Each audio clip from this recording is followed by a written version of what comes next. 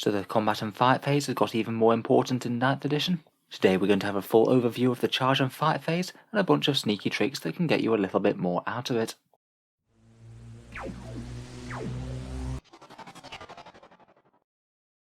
Hello and welcome back to Auspex Tactics, the strategy focused 40k channel where we're all about getting the most out of our miniatures on the tabletop. In today's video we're talking about the charge and fight phase, probably one of the areas of the game that has the most nuance, and some of the best ways that a skilled player can gain a bit of an advantage over someone who doesn't know the rules quite as well. In this video we're just going to go briefly over the rules and exactly how they work for the charge and fight phase, and then talk about a few specific sneaky tricks that might be able to gain you advantage one way or another. I know there's absolutely loads to be said about the topic, so let me know any other fun manoeuvres that you've managed to use to good effect down in the comments below. So if we just start with a brief overview of how the charge and fight phases work in 9th edition, just so everyone's on the same page. When you're charging, you must declare charge targets within 12 inches, even if you have boosted charges. If you're declaring multiple targets, then you must at least manage to make one model in your unit meet all of those charge units for the charge to be successful, otherwise it doesn't happen. Multi-charges are a bit more risky in 9th edition. And provided you have managed to get one model in engagement range of all of your charge targets, then the other models can basically go wherever they want, whether it's onto objectives or just piling in to get more attacks. Depending on what you're charging, you might have to worry about Overwatch for one command point as a stratagem, or some other special rules if they have it. Then heroic interventions happen within 3 inches if your opponent has any characters that are nearby your units, where the characters can just effectively pile straight into close combat, although they can be targeted by all units now. In the fight phase itself, typically all charging units will fight first unless there's any special rules, and then you alternate units starting with the non-charging player, which means that any protracted combats will have a slight advantage for the person whose turn it isn't. You can use the counter-offensive stratagem to interrupt the charging player and to get one of your defending units to fight a bit earlier if it is going to give you a decent advantage. And when each unit activates, you get a pile-in move, that's usually 3 inches, and each model must end closer to the nearest model who moves. This can be a bit restricted, particularly in big units, where multiple models might be nearer to different models in the enemy. You then make your attacks, you can only target enemy units within engagement range, and units that made a charge move can only allocate attacks towards the units that they charge, or any characters that happen to have made a heroic intervention. Finally, after the fighting is done, the unit consolidates 3 inches again towards the nearest model, and this happens whether or not you're actually in engagement range anymore, so it's good for a little bit of extra free movement. When you're preparing to charge, naturally you want to be as close as possible most of the time, though sometimes it might make sense not to go absolutely as close as possible to the enemy. If you're concerned about the possibility of a scary Overwatch, it might make sense to charge from out of line of sight, say some infantry charging from behind breachable terrain. It's quite common for units to want to charge out of deep strike. Typically that'll be a 9-inch charge unless you've got some ways of buffing it, around about a 27% chance to go off. And if you do have the option to deep strike within 9 inches of several units, it's usually a reasonable idea too, as then you can not worry too much about shooting one of the targets, and your opponent taking away models and making the charge even longer. In general, it's a good idea to think twice about shooting squads that you really want to charge. Say if the Chaos Space Marines on the right take some fire and suffer a casualty, they're going to take away the closest one to your Space Marine captain, which means that he's just less likely to make that charge. You have to weigh up whether you're wanting to inflict a small amount of damage in the shooting phase, or potentially miss out on a whole load of damage in the charge phase. Sometimes it's not the easiest to weigh up.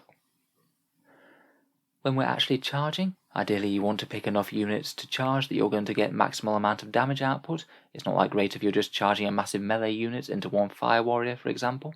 But if you are charging units that are further away than your closest target, then you are going to have a less chance of getting in. The chance to make a successful charge drops off quite considerably. A 7-inch charge is around about 58%, an 8-inch is 42%, 9-inch is 28%, or a 10-inch is only 17%. You can make these chances a bit better though if you do budget a command reroll to give you a second chance. Overwatch is a very significant factor against some factions, particularly Tau, but there are a fair few ways of getting around it if it is going to be a serious issue. You can charge out of line of sight, whether that's behind breachable terrain or just another line of sight blocking terrain piece. You could use a chaff unit to soak up Overwatch, such as a transport vehicle. You could use specific abilities to suppress it, such as Space Marine suppressors. And if your primary goal is just to lock up that unit rather than take it out in combat, you could charge something right next to it and use your pile-in and consolidation moves to get into combat with it. You wouldn't be able to attack them as you haven't declared it as the target of a charge, but that could be a good way if your squad's just going to get killed on Overwatch if they do directly charge it. When you are charging, I'd try and make use of that charge move to maximum effect. Only the first model to make the charge has to get into engagement range, the rest can go where they like provided they're in coherency. It's quite possible to get a fair bit of extra movement out of models charging. Say these Chaos Space Marines wanted to charge this Space Marine Scout on the right here, they could actually run all the way around the back of the model to try and get a little bit more movement. Now they've made this charge move, they are all easily within engagement range, but they're also a bit further on, and when they kill the Scout in close combat, they'll also be able to consolidate on even further towards their next foes. If you've got a bigger squad, they could chain out to be next to other units that you want to pile in and lock up, though not damage, or chain out to an objective if it makes sense to. Next we come to Heroic Intervention. This is done by the player who isn't charging, and it's only done by characters that aren't already within engagement range. You can always make a Heroic Intervention if there's any enemy units within 3 inches, and it doesn't have to be against a unit that just charged. If the opponent gets too close, then it can mean that you can just guarantee to put your character in combat with them. I would bear in mind that if you are heroically intervening into a unit that just charged, they will be able to target that character, and they'll typically be able to do so first, so if they are a very scary melee unit, they might just kill your character before they get to activate. It makes Heroic Intervention just a bit better on more durable characters. You can use Heroic Intervention pretty defensively though. Say this Chaos Lord is right next to his Chaos Space Marines, he's within 3 inches of all of them, so if a unit does charge them, there's a good chance he's going to be able to heroically intervene into that unit. It can also be pretty good for defending objectives as well. If you park a really big scary character on an objective, such as the character Imperial Knight or Mortarion for example, you can't just have a unit come in and just sneak the objective away from them just by moving really close to them, as they'll be able to heroically intervene into that unit and hopefully kill them to death. When you've made all your charges and you're getting into the fight phase proper, both players are typically going to want to resolve the combats that are the most swingy first. Say for example, if you've just had a whole load of Death Company charge into a bunch of Khorne Berserkers, both of those have absolutely ludicrous damage output, it's quite likely that the one who strikes first is going to win the fight. Obviously both players really want to resolve that combat first if they can, so it's in the charging player's interest to resolve that one absolutely straight away, as if they go off and resolve another non-essential combat first, then the other player could use the counter-offensive stratagem for 2 command points and get their charged unit to wipe out the charging unit. It also means that if you are charging, ideally you don't want to have 2 really swingy combats on different sides of the map going on at exactly the same time. Say these 2 Primaris captains charge these 2 Chaos Lords with Thunderhammers. Sure, one of the Primaris captains will activate first, maybe kill the Chaos Lord off, but then the Chaos player could interrupt with the other one and hopefully kill the Primaris captain before he gets to activate. Obviously damage output is usually going to be the main consideration in fighting, but I'd make sure you think about every single pile-in and consolidation as well. It's essentially free movement, so you're kind of doing yourself a disservice if you don't take full advantage of it. To take maximal advantage of it, you can sometimes make sure that you charge but don't quite engage them in base-to-base range, then pile in 3 inches and just get a little bit closer to the base of the model, allowing you a full 3-inch move, but not quite base them again, and then in the consolidate movement you can get even closer and maybe go into base-to-base. This could be really good to allow certain units to gain extra movement, such as scuttling alongside the hull of a vehicle. Here we have this Chaos Lord engage this Space Marine Gladiator tank. He's not quite gone into base to base, so he can pile in 3 inches north, hit them with his Thunderhammer, and then consolidate another 3 inches north, and he's gained 6-inch movement out of that. I'd also bear in mind that if you have got a unit that's made a charge, even if its charging target is now dead, it can still activate. Obviously it won't be able to hit anyone because its charging target is dead, but you can use that 3-inch pile-in and 3-inch consolidation to get towards objectives, get additional movement, or maybe lock up other enemy units. Now let's talk about a few other sneaky tricks that you can potentially deploy in the fight phase. Firstly, tactical casualty removal can be a useful one, particularly if you're playing something like a Horde. You will have to keep the various bits of your unit together now, unlike in 8th edition, otherwise you'll be suffering morale phase casualties, but sometimes you could remove all casualties anywhere near the enemy unit, so it might actually get you out of combat next turn, even after the enemy's piled in. Sometimes it could be an idea to remove casualties right next to the enemy as well, to stop them locking you up by tri-pointing you. Again, not quite as big an issue as in 8th edition, but still, if it stops you having to use Desperate Breakout for 2 command points, then that's generally going to be a good thing. For example, the Terminators charged this Space Marine squad, and they've inflicted 7 casualties. The ones that are nearby them have been removed, and now it's unlikely that they're going to be able to consolidate into the remaining 2, so it means that those 2 Space Marines will be free next turn to move, shoot and charge as per normal. On the other hand though, if you do want to be fighting back against the unit, then you need to leave at least someone in engagement range, otherwise your unit isn't going to be able to activate. Say if the enemy just charged in and just tagged one model in engagement range, the rest were out of it. Then if you happen to remove that model, then it means that you're not going to be able to fight them back. Could be a pretty big mistake, that one. Talking of wrapping and trapping, that's where you try and surround one model in an enemy unit with your own models, thereby stopping them having a normal move to fall back and either having to use that desperate breakout stratagem or just leave the unit in combat until next turn. It's really quite a powerful tool, and I think in general you would typically want to be trying to do that wherever possible, as it's just going to deny your opponent more options.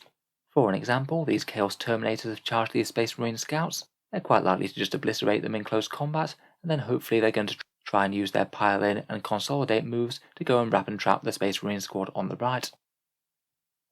Now the Scouts are dead, they can use their consolidate movement to get 3 inches and go round the Space Marine on the left hand side of the squad.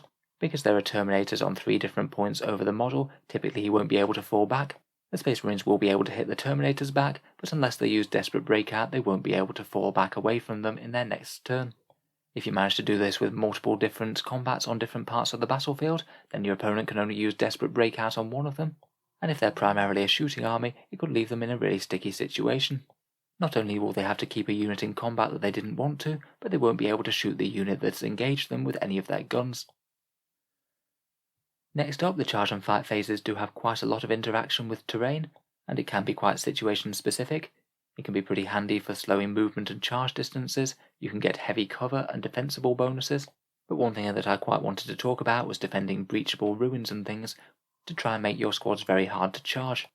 In this example, the Space Marine Scouts don't want to be charged by those Chaos Terminators outside this breachable ruin, so they're set up in a nice formation that's just 1 inch away from all the ruin walls, so engagement range will be outside the ruin walls. As the Terminators have quite big bases, it means that there isn't room for them within the ruin walls, as there's just not physically space, so they'll struggle to fit in an engagement range unless they can get right round to the end of the squad.